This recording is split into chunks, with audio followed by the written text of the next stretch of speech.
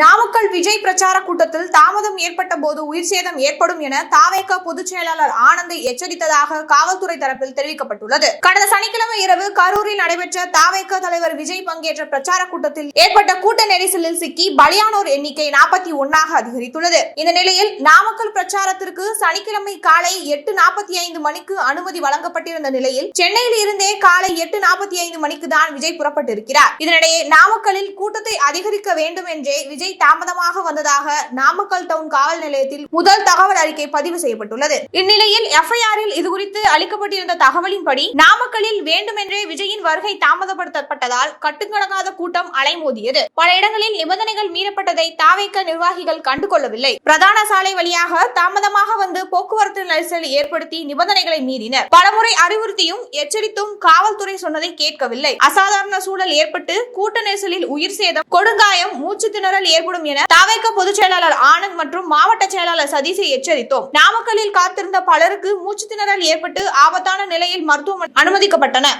மக்கள் கூட்டத்தை அதிகப்படுத்தி அரசியலில் பலத்தை காட்டும் நோக்கத்துடன் விஜயின் வருகை வேண்டுமென்றே 4 மணி நேரம் தாமதமாக்கப்பட்டது. பல மணி நேரம் காத்திருந்த மக்கள் போதிய உணவு, தண்ணீர், மருத்துவ வசதி செய்யப்படாததால் அதிக கூட்டத்தால் ஏற்பட்ட அழுத்தத்தினாலும் வெயிலின் தாக்கத்தின் காரணமாகவும் மக்கள் சோர்வடைந்தனர் என குறிப்பிடப்பட்டுள்ளது.